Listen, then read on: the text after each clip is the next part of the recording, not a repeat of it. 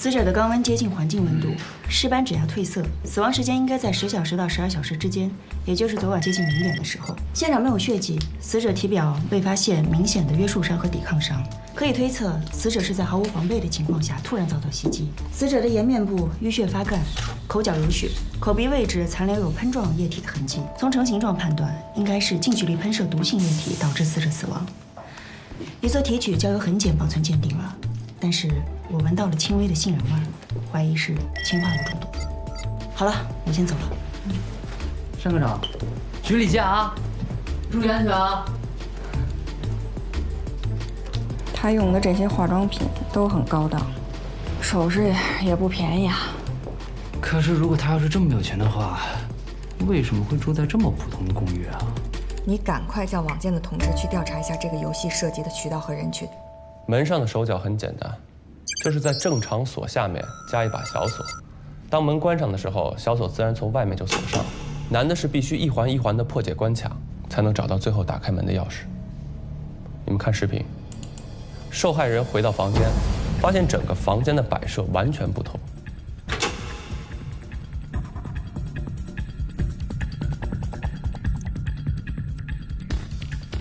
他打开手机，发现整个房间的布局和游戏里一模一样，所以他开始破解。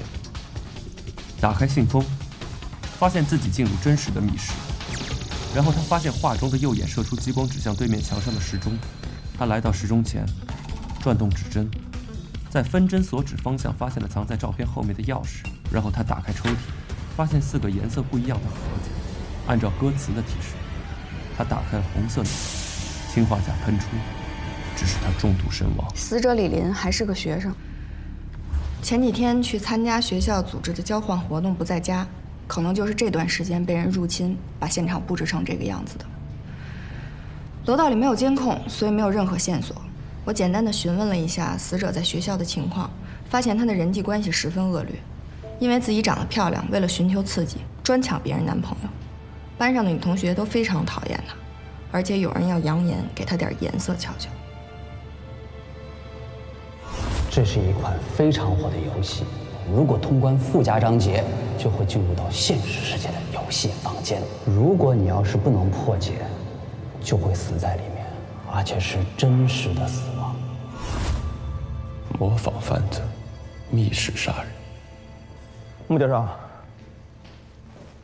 你的这个手机我已经帮你检查完了，靠的是另一个移动终端进行克隆，任何接近你超过1分钟的人都有可能侵入你的手机，所以暂时还没有办法查到究竟是谁。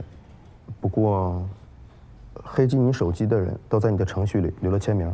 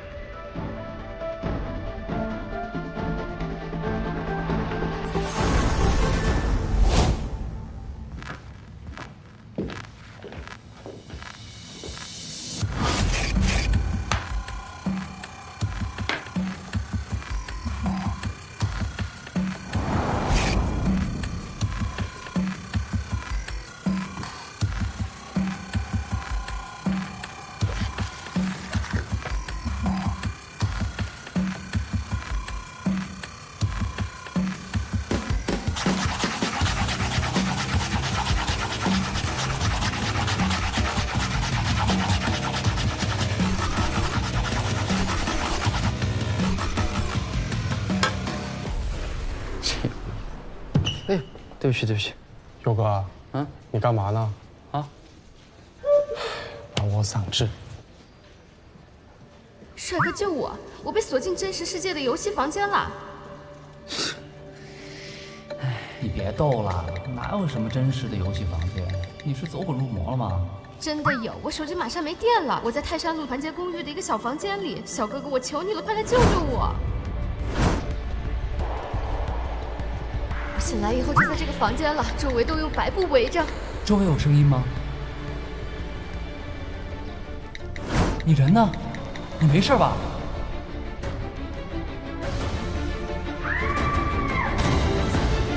海底测，快开门啊！你在里面吗？海底测，你没事吧？海底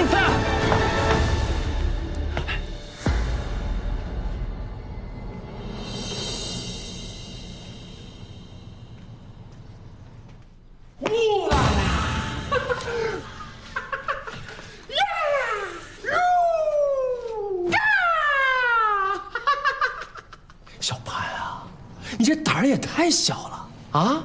就你这还玩恐怖游戏呢？我只是蒙了点白布，自己房间认不出来了。我哪儿敢碰啊？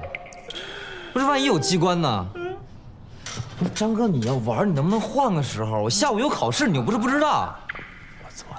我错了妈！哎，小潘，我跟你说，你真的不能再沉迷在这些游戏里了啊！什么真实房间、真实审判啊，这根本就不存在的，不可能！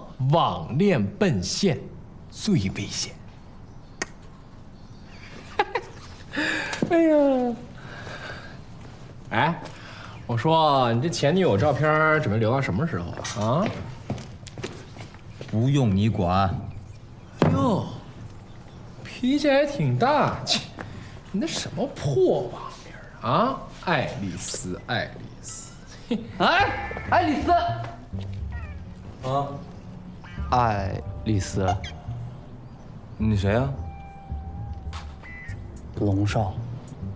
呀，小哥哥，你真来救我了！你别过来，你不应该是一枚软妹子吗？你一男的在网上天天叫我小哥哥小哥哥，不恶心啊？我也没说我是妹子呀，我头像是我偶像小松菜奈，耶。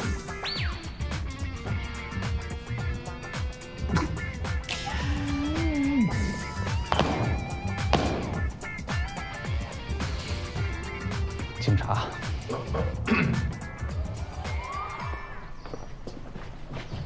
你说现在人这么无聊呢？这种玩笑都敢开？朱某，你是怎么来这儿的？你是不是有什么新的发现啊？啊？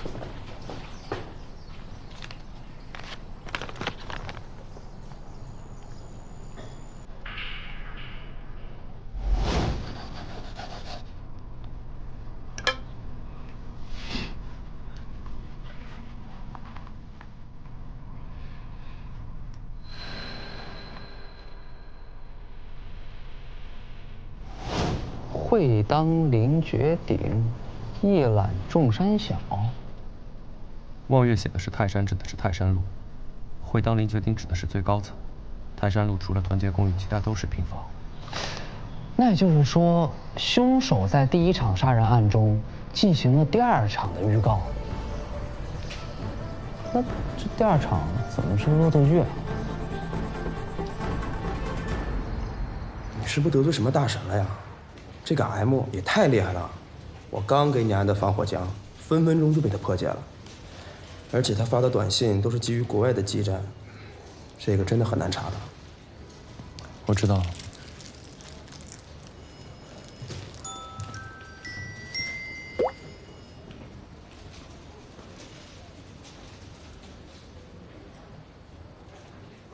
会当凌绝顶，一览众山小。是0，不是0。下个案发现场是1层，不是2层。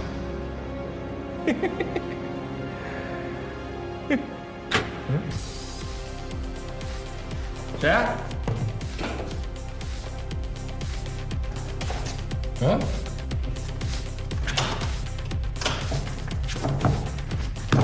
谁呀？欢迎来到真实的游戏房间。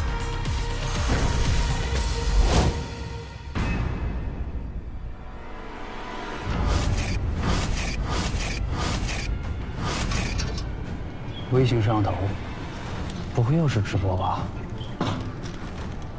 我得赶紧通知彪子，这要是网上有片儿，得赶紧撤下来才行。又是模仿富家张杰，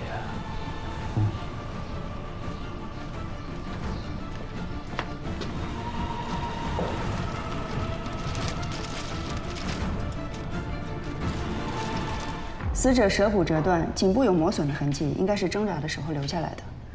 面部肌肤和眼结核膜出现点状出血，符合自缢造成的肌。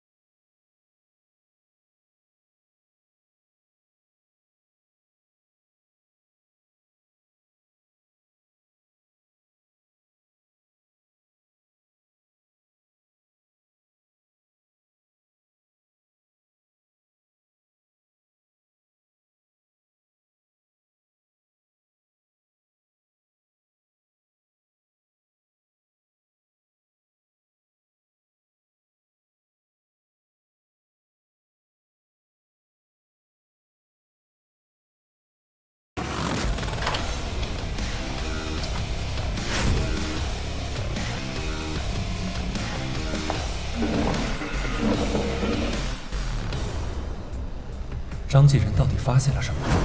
在他消失的10分钟里，他到底在干什么？他回来的时候为什么一直盯着墙看？最后为什么又会站在椅子上？但是墙上什么都没有。我到底忽略了什么？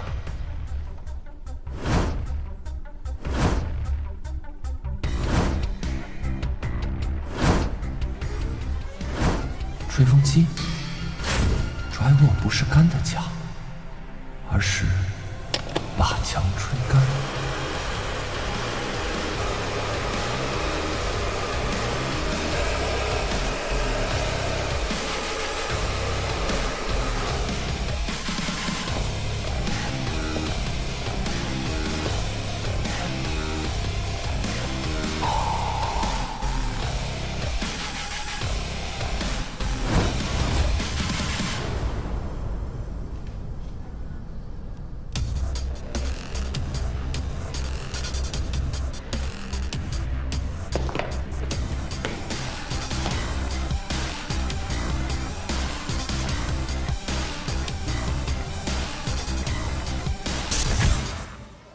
哥们儿群挺多呀，这么多群怎么查呀？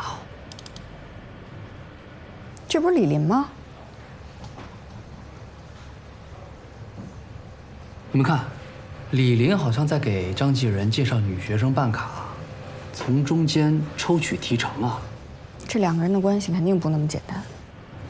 好吧，去学校调查的事情，就交给我吧。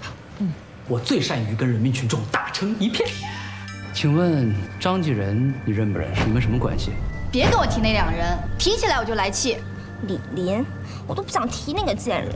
他在张继仁那里可以办2张10万的信用卡，结果只办了2张5万的。因为他是银行的嘛，我每次有经济问题，他总是帮我。跟你说话，你听见了吗？哎，同学你好，请问你认识李林和张继仁吗？不认识。等一下，你别着急啊，你是不是通过李林找张继仁办过信用卡？我是在他们那儿办过卡，但是卡里的钱我已经还清了，而且卡我也扔掉了。好，谢谢啊。我跟你说啊，我调查了信用卡列表中间的所有人，包括李林，发现了5个共同点：一，他们都是女人；第二，他们都是学生或者是没有固定工作的社会人员；第三，他们都爱慕虚荣。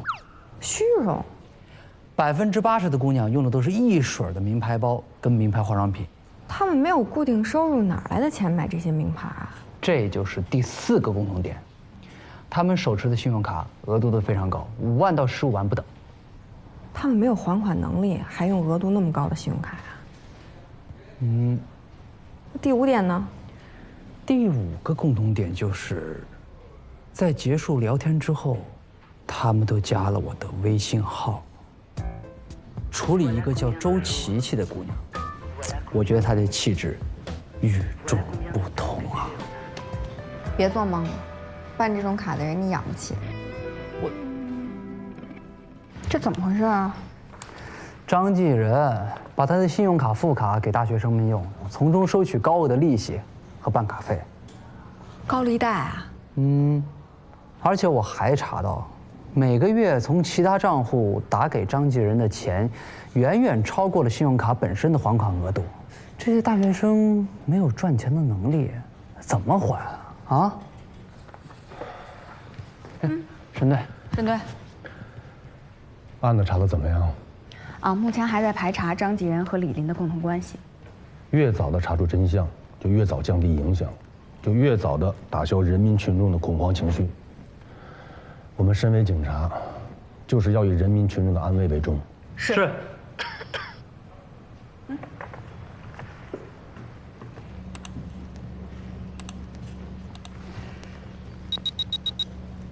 哇，这，阿左，你来跟他聊。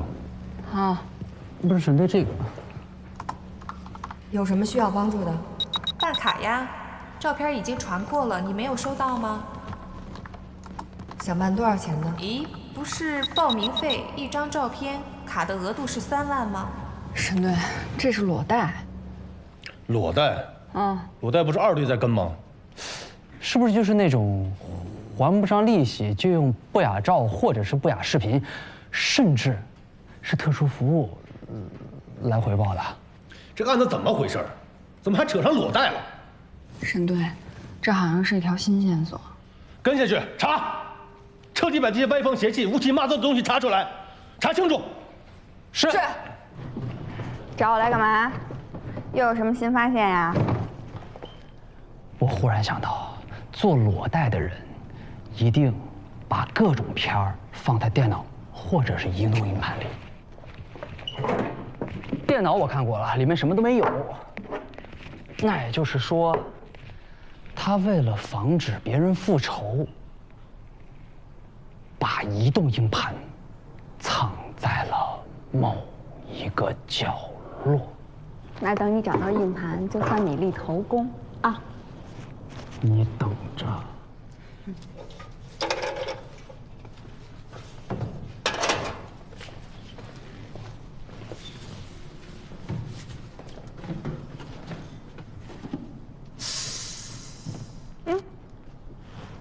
怎么了？卡手吧？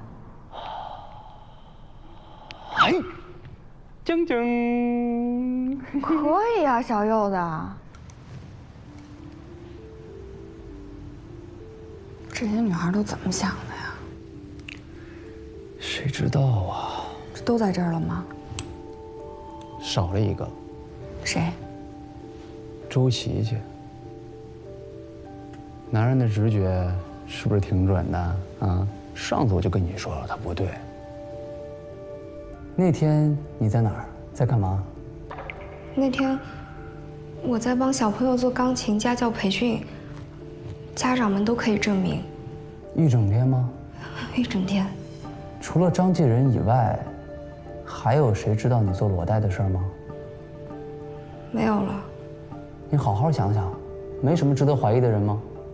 我想一下，我男朋友，可是他不知道我做裸贷的事情，而且他一直以为我脚踏2条船呢。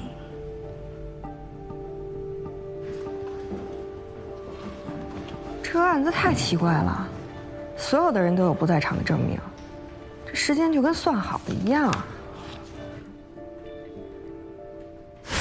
哎，我说你这前女友照片准备留到什么时候啊？哟，不用你管。我见过这个女孩。新情况，团结公寓案子的死者尸表呈现的腐烂情况出现了异常，和初判的死亡时间不符。我重新做了解剖，发现有外部的温度因素影响了我们对死亡时间的判断。真正的死亡时间应该在周3的凌晨4点左右。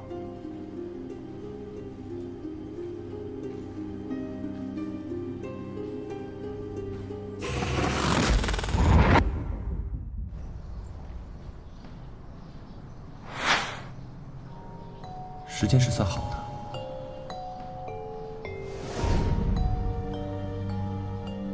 这扇窗户能看见光的时间是上午9点03分到下午1点。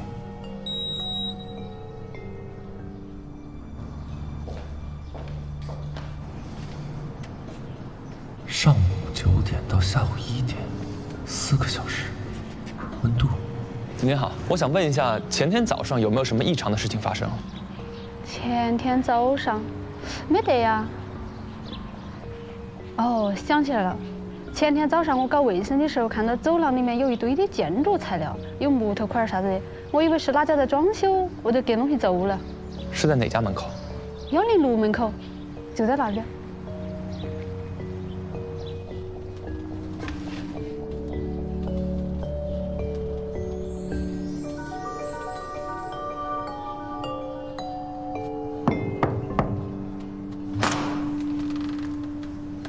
穆教授，你怎么来了？可以进去吗？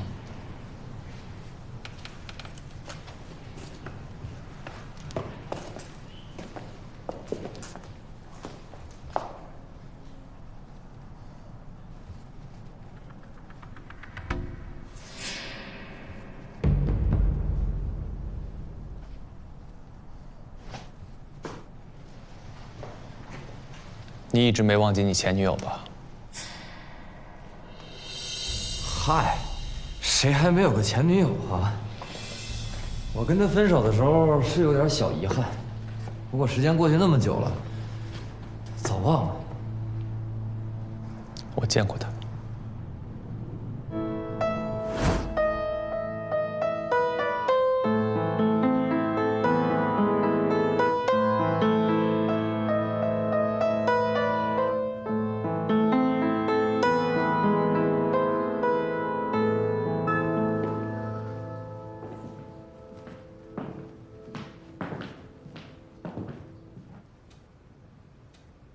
《致爱丽丝》是周小姐最喜欢的曲子吧？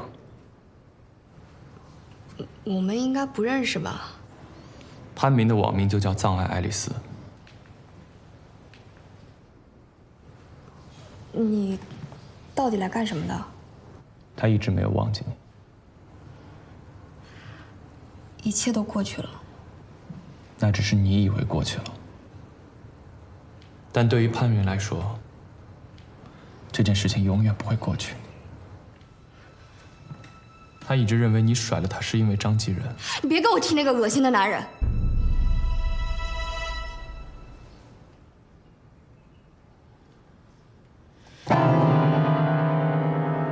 你在每个游戏里都加他好友，不仅天天陪他玩，还送人头送装备，但从始至终，他都不知道你到底是谁。你玩游戏，并不是因为游戏有趣，而是因为他。那又怎么样？这是我的交友习惯，不行吗？你不仅在游戏里送礼物，还偷偷跑到他学校，想匿名送礼物给他，但没想到他不要，把礼物还给你了。就是这个吧？你想说什么？如果今天来只是为了证明我对前女友还念念不忘，那么请你出去。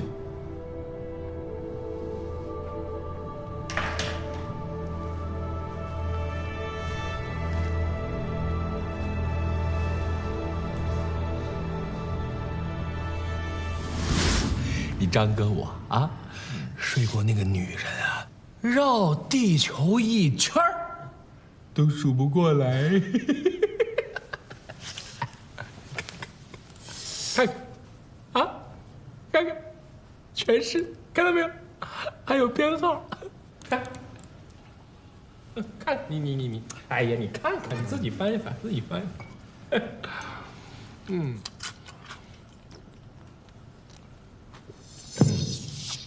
我跟你说，小白，主要是你哥有魅力，你知道吗？魅力这个东西呢，哎，怎么跟你解释？就是这个魅力，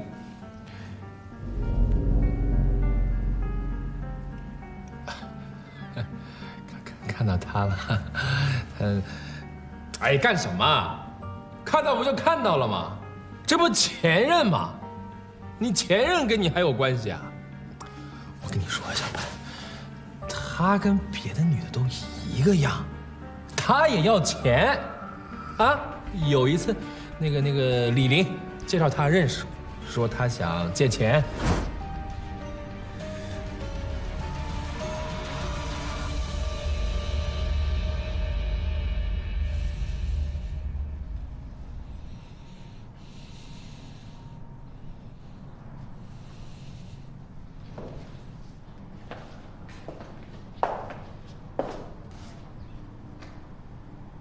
你杀死李玲，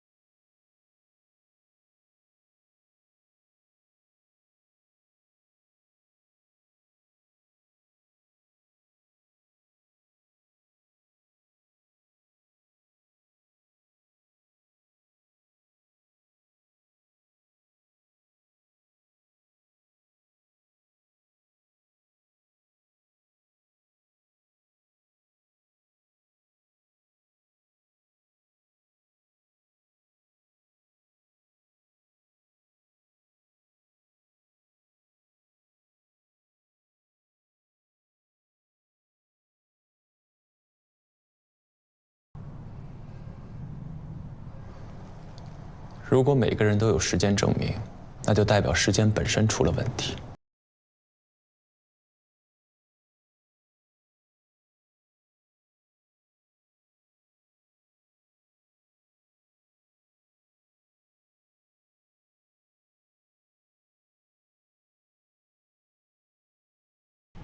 你事先进入张继仁的房间，布置好一切。欢迎来到真实的游戏世界。他以为自己真的进入了现实中的密室，于是他开始按步骤答题，破解拼图，找出错误单词，追赶抢面。其实这一切都是你为了引诱张继仁站上凳子阅读故事。此时你从柜子里出来，用绳子勒住张继仁的脖子，把他拉上天空。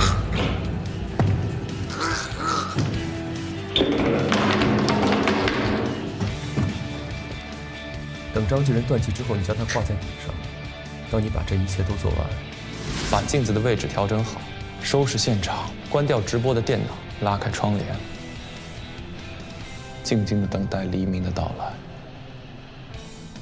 当阳光照射进房间，通过镜子折射到了你事先准备好的光感温控器上，启动空调。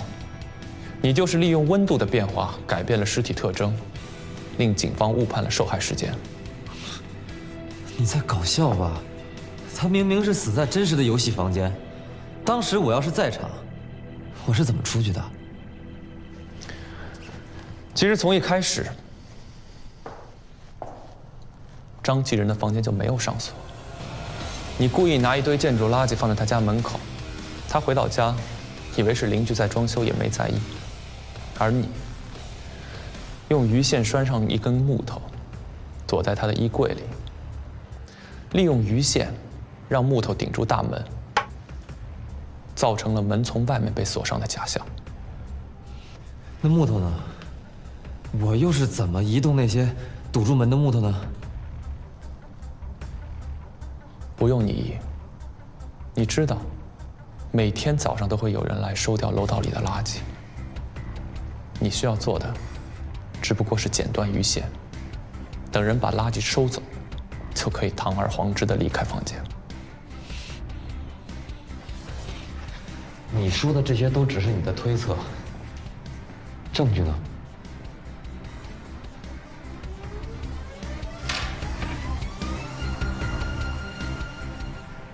张继仁挣扎的时候，他的指纹留在了这里上。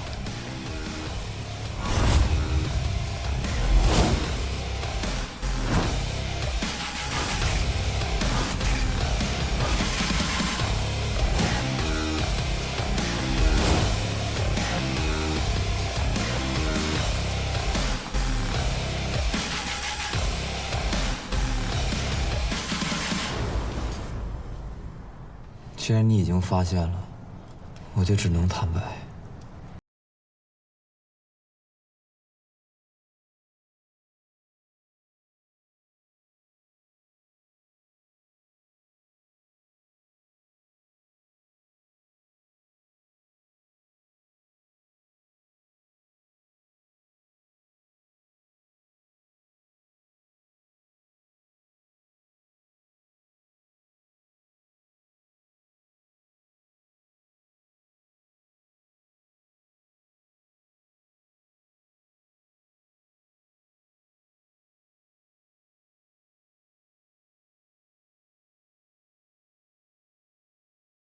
警察正在赶来的路上，你现在自己走出去，就算自首，起码不算是最坏的结果。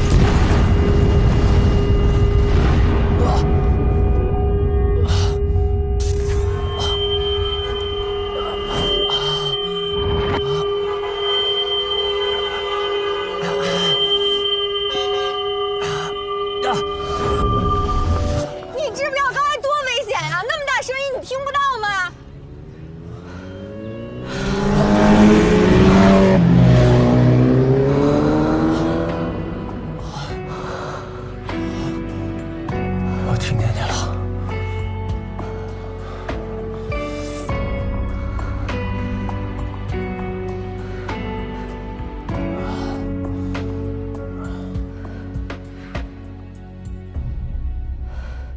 你说什么？麻烦我们往后退一退啊，往后退一退，谢谢大家了啊，谢谢大家。怎么会这样的事？曼姐，你讲一下当时的情况。我们当时就站在那个位置，然后我打了电话报了警。我跑到那个位置的时候，人已经掉下来了。圆圆，你别看，医生会救妈妈的啊。真可惜，这是我们小区除了您的模范家庭，怎么会发生这样的事儿？等一下。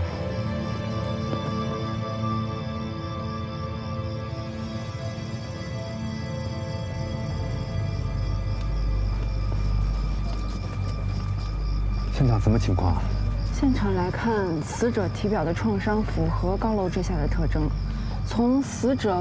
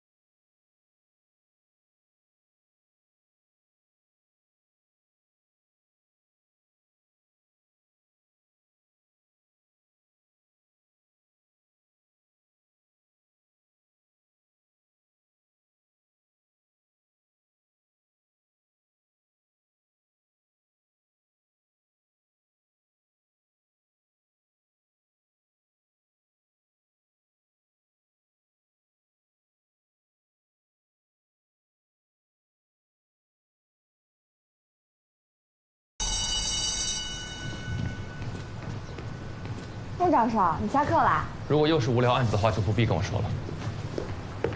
家园小区有一个残疾人坠楼自杀了，但是我觉得有疑点，所以我想申请进一步调查自杀原因。我这儿有邻居拍的视频，你看。我不想看。你看一眼，你就看一眼。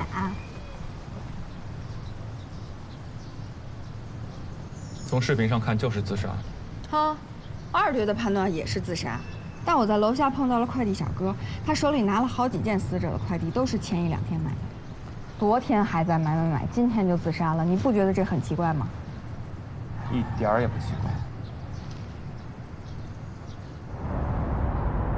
虽然晾衣杆上有他双手清晰的指纹，但是他已经瘫痪1年多了。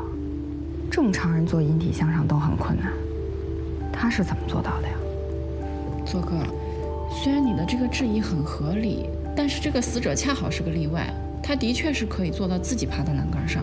你看啊，死者3年前因车祸导致下肢残疾，双腿肌肉萎缩，但他的上臂肌肉群紧实，而且肱二头肌与三角肌发达，单靠手臂力量抓住晾衣架坐到栏杆上，对他来说应该不算难事儿。而且恒检那边也说了，晾衣架上有他的指纹。证明他确实是这样做的。对了，顺便说一句，死者的过往病历显示，他有1年多的抑郁症治疗经历。左哥，这个怎么看都不像有问题啊。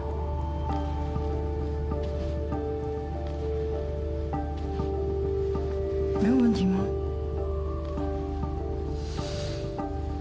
我怎么觉得不太对劲呢？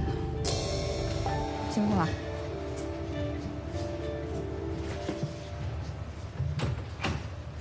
我说什么来着？凭我女人的直觉，女人的直觉是很准，但问题是你不是哥嘛？跟你开个玩笑，怎么还动手呢？我们出去吃饭，放松放松。没胃口。等等。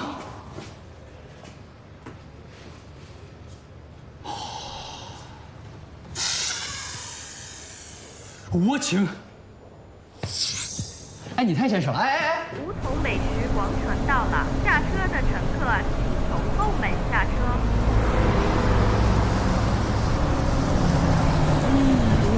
各位乘客，请扶好坐好，下车的乘客请刷卡。这司机怎么开车的？你抓好了。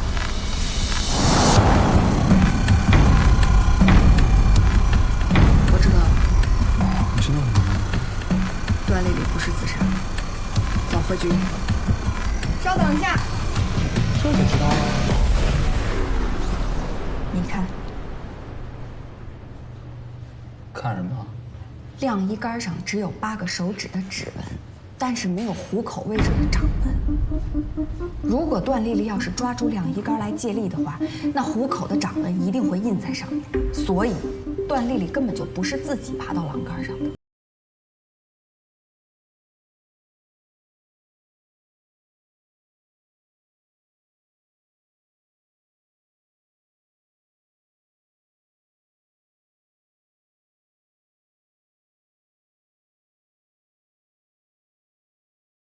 咱自己也能破案。就是。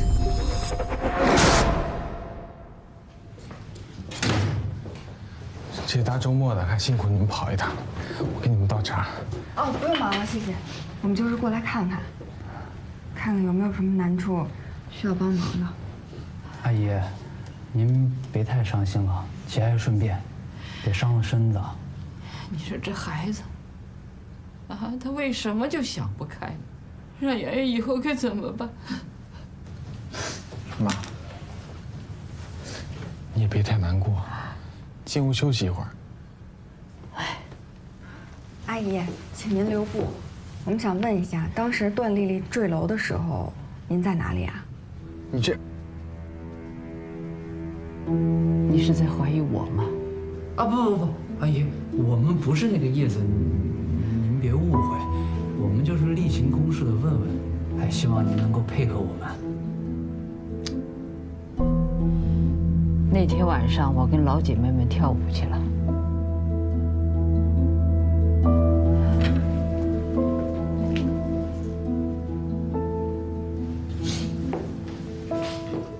那天你们家还有人吗？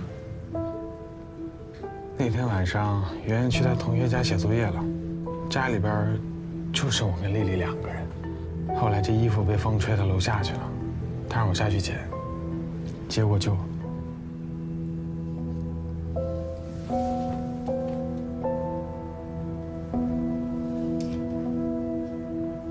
谢谢啊，姐，注意身体。嗯。怎么样？已经证实了祖孙俩的不在场证明。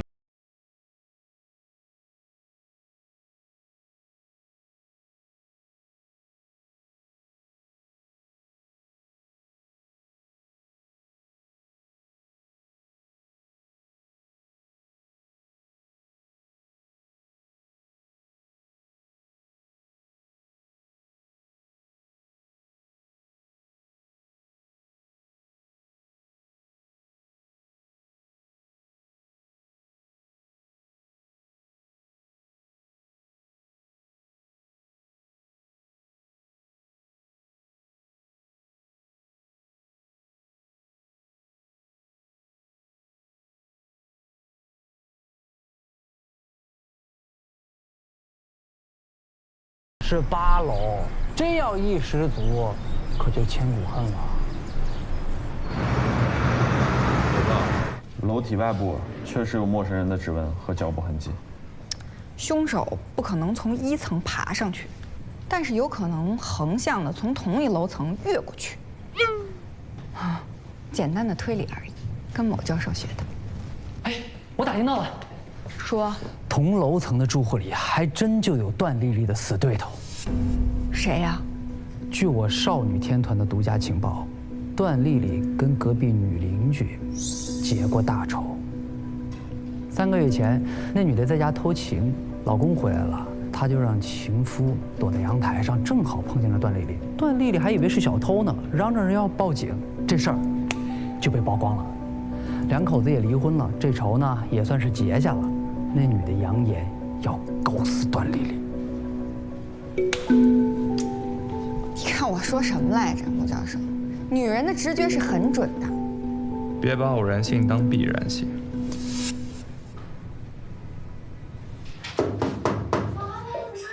有人敲我家门。你们谁啊？警察。宝宝们，你们听到了吗？是真的警察哦！这小哥哥好帅啊，看到没有？宝宝们，小心心给起来哦，小礼物刷起来哦！谢谢谢谢，我爱你的关注。不好意思，能麻烦您先配合我们的调查吗？调查什么？哦，昨天隔壁发生命案。对。宝宝们，你们听到没有？他们刚刚说隔壁发生命案了！天哪！ Hello， 大家好，我是市公安局的谭佑警官。最近公交、地铁车站的盗窃案频发，还希望大家保护好自己的财物哦。对，我是安全形象大使。不管怎么样，希望大家能够多关注我局的微博、微信公众号，因为我们的工作需要您的支持。谢谢。天哪，你怎么这么厉害啊？怎么做到的？这样。 你好好回答这位警官的问题，我就告诉你。我先去帮你刷一波火箭啊！帮我多刷一点啊！请你回答一下，案发当晚你在做什么？当晚我在直播啊。直播？对啊。几点到几点啊？应该是从早上10点钟到凌晨3点钟，我一直都在镜头前，至少有10多万的人可以给我证明。 我可是很红的。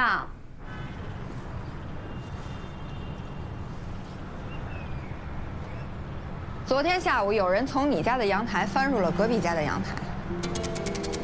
胡说！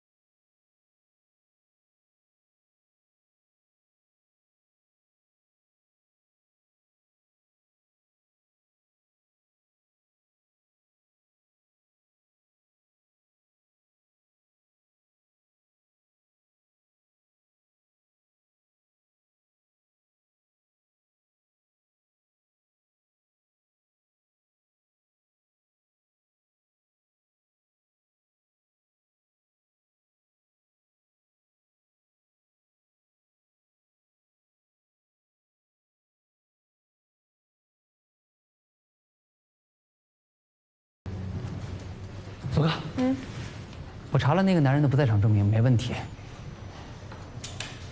那个男人是7点钟翻进了段丽丽家，他说当时家人都不在，却有一个陌生的男人。7点半钟左右，家人陆续回来，谁都没有说到这个男人。也就是说，在这个时间段他已经离开了。我又查了电梯的监控，根本就没有拍到他。也许他根本就没有离开。什么？ 也不是完全没有这种可能。小柚子，去查一下小区大门的监控录像，把跟段丽丽见面的那个男人找出来。好。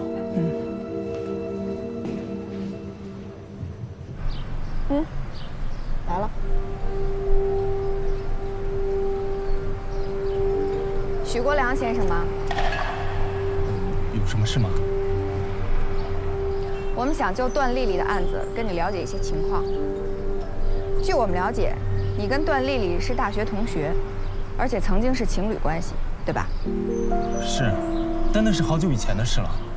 分手以后，我们就再也没有见过。是吗？那你能解释一下为什么你隔3差5就会给她卡里打钱吗？没话说了。 我是前段时间才知道的。我们班的圆圆是丽丽的女儿，她出了这么大的意外，我想从前都是同学，我是真的挺想帮帮她的。7月6号晚上你在哪儿？都干嘛了？我在家访。在哪儿家访？就段丽丽的那个小区。能再说的详细一点吗？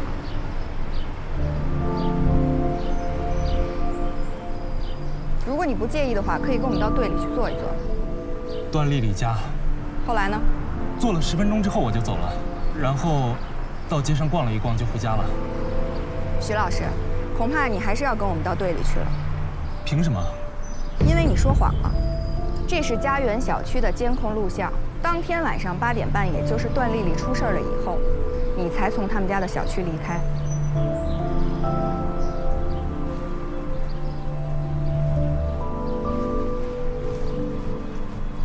我是害怕被怀疑，所以才说谎的。那天我真的只是去做家访。那你能解释一下，为什么第2次从段丽丽家出来了？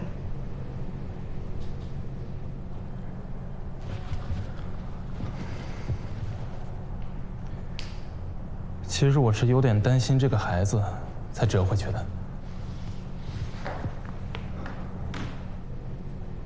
这是圆圆画的，爸爸和奶奶。这是圆圆画的。圆圆告诉我的时候，我也不相信。她上一个班主任告诉我，她原来是一个很顽皮的孩子，但现在成绩越来越差，精神状态越来越不好。我有点担心，才去做的家访。但是段丽丽什么都不肯说，那我没有办法，只好离开了，去了别的同学家。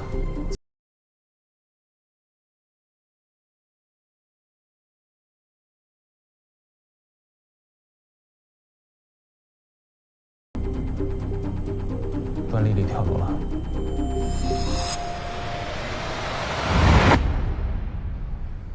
这画的什么呀？跟你的案子有关系吗？有关系。这是死者的女儿画的。对了，我重新做了病理检查，发现死者体内残留有镇定型药物斯诺斯成分。哦，这个我之前查过，他是为了治疗抑郁症，有服用安眠药的习惯。问题不在这儿，我看过他的病案，发现他的主治医生给他开的药是西地泮，是有人把他的药换成了斯诺斯。啊？有些体质的人服用了斯诺斯以后，会出现妄想、行为异常、梦游等行为，甚至导致自杀。是谁把他的药给换了？张磊换的。斯诺斯是处方药，一般人拿不到的。她婆婆从前是内科主任。喏，穆教授又对我们这案子感兴趣啦？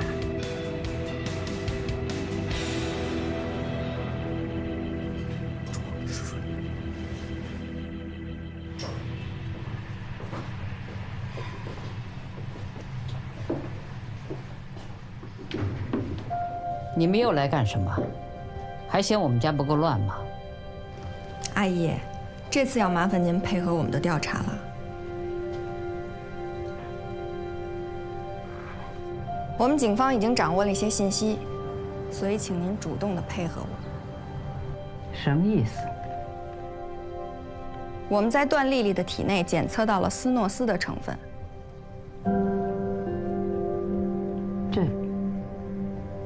这是丽丽一直在吃的药，有什么问题吗？有问题啊，这不是她的药。原来的药是西地泮，她的药被人换过了。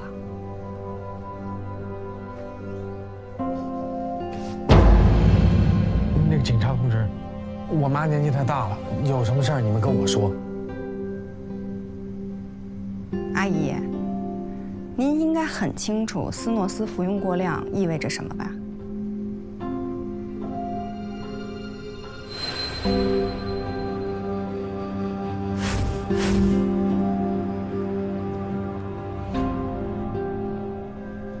具体情况我们警方会进一步调查的，所以您要好好的配合我们，以避免一些不必要的麻烦。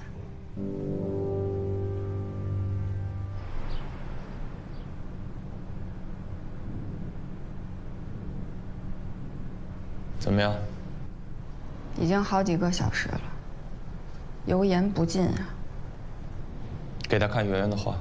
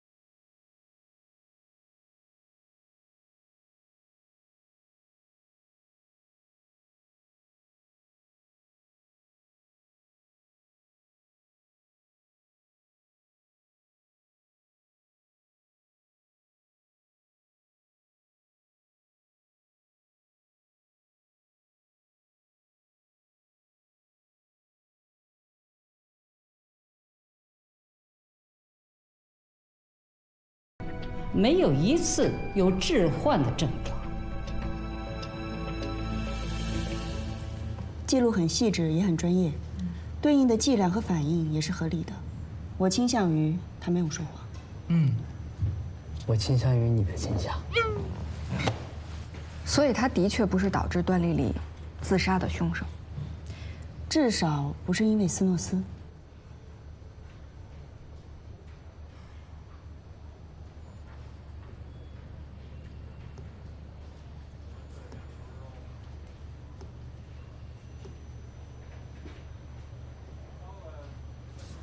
孟教授，有什么发现吗？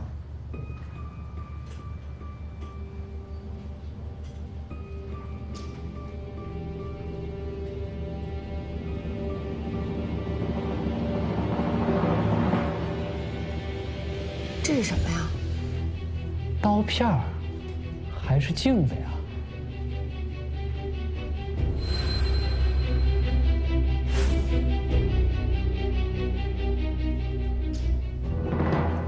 还要再去一次案发现场。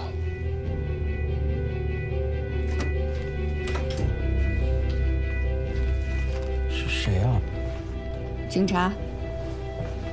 你们干什么呀？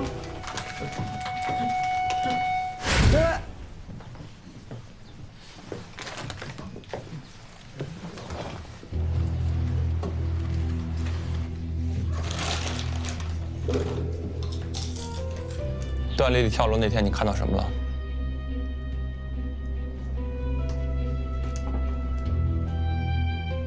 哎，他们家那个晾衣架坏了算不算？第二天一大清早，他们家那个老公就一直在那修晾衣架、打扫阳台，还有整理渔具包。张磊。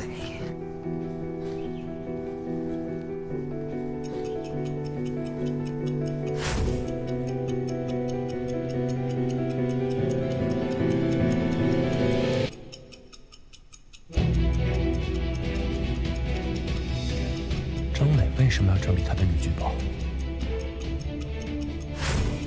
难道说地上的刀片和门上的腰带存在一定的关系？晾衣架遥控器。孟教授，你是不是想到什么了？麻烦你去查些东西。你有什么要问的？要问可以，你一次性问好。你这样无休止，你对我跟我的家人造成很大的困扰，你知道吗？所有人都看见了，你局里边的秦警官他也看见了。就算亲眼看见的，也未必就是真相。那天，他吃下了你母亲事先准备好的安眠药，意识昏沉。他衣服领口原先并不是坏的，而是被鱼线扯坏了。然后你就拿出了早已准备好的死亡遥控器，完成了所有的布置。你算准时间，提前下楼，混在人群里，等待一切的发生。段丽丽缓缓醒来，但由于药物，她浑身无力，意识不清。她想解开扣子上的鱼线，就在这个时候，冰块的融化使得鱼线在冰块中越陷越深，最终鱼线被冰块中的刀片割断。段丽丽坠楼。坠楼之后，混在人群中已经有不在场证明的你，第一时间跑到她的身边，不是震惊，也不是悲伤，而是你要在所有人发现之前抽走那半段鱼线，销毁证据。这都是你的猜测。我为什么要杀我的老婆？因为你想离婚。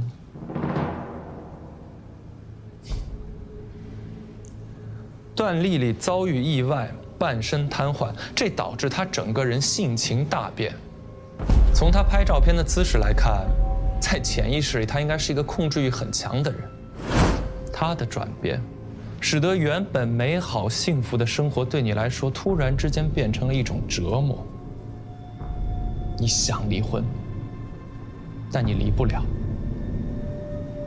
段丽丽的瘫痪是因为工伤，每个月她都会有赔偿金，而你没有正经工作，你知道，在抚养权方面你赢面很小，你也很清楚，如果孩子的抚养权给了段丽丽，这意味着什么？由于段丽丽的存在，整个家庭一直处于扭曲当中。孩子对家庭充满恐惧，在他的画里，所有的家庭成员都是诡异而恐怖的。为了让孩子可以健康成长，也为了你可以早日脱离苦海，你必须结束这个噩梦。而你选择的方式，就是亲手杀死这个始作俑者。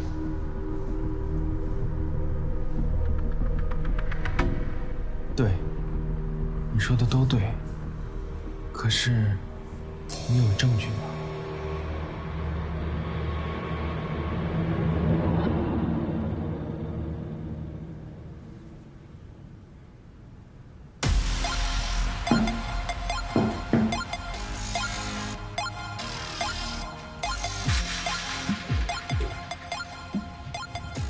张磊，你涉嫌谋杀你的妻子段丽丽，请你跟我们走一趟。你们有证据吗？百密必有一疏，世界上没有完美的犯罪。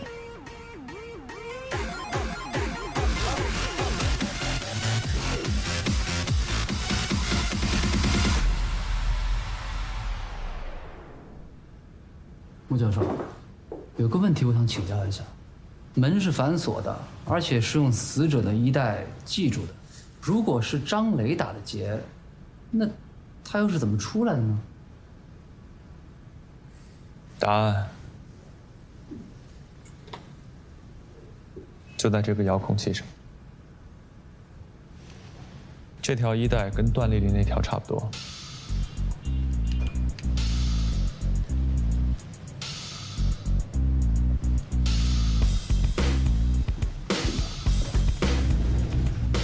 只要系一个松的结，留出一条门缝，人从门缝里钻出来。然后在外面把门关上，再用遥控器让晾衣架上升。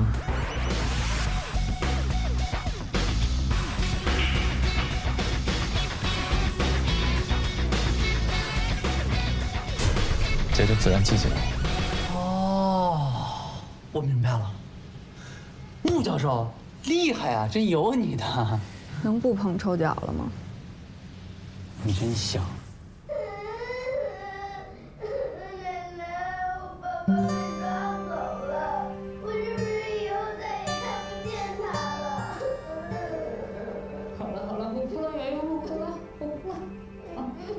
发生这种事儿，这孩子以后可怎么办啊？你跟队里说，以后经常来照顾一下吧。我来吧。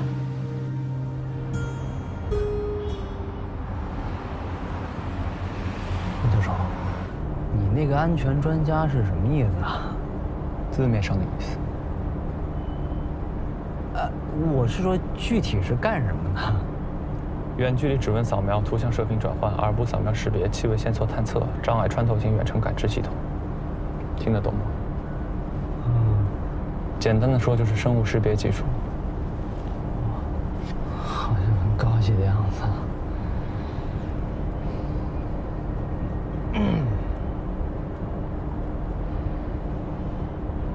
我其实吧，就是想说之前。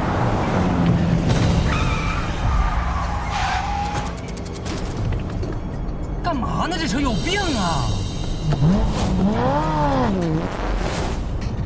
不会是得罪什么人了吧？啊！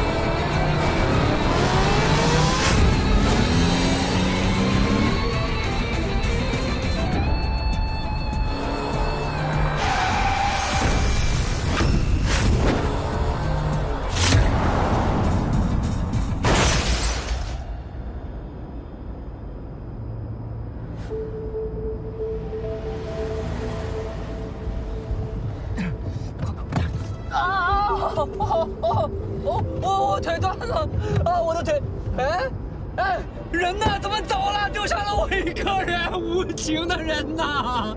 救命啊！老天呐！哎，你怎么回来了？不是，快要爆炸了！你快走，你快走！别废话，赶紧上来！那就辛苦你了。我的腿，我的腿，哎呦！木夏，你真是一个好人呐！我之前一直想找机会跟你说，对不起，是我误会你了。希望你大人不计小人过，我们继续努力，再创辉煌。啊！你这人怎么这样？我诚心诚意跟你道谢，你反应都没有。你放我下来！你放我下来！哎，不，别，我就这么一说，你就这么一听。那个，咱俩这么走下去也挺尴尬的。要不这样，我跟你唱首歌。我给你唱首歌吧。只怕我自己会爱上你。不太对啊，我给你唱首最火的歌，像一颗海苔。你这个刹车油管被人切了，这刀口还挺利落的，你得罪人了吧？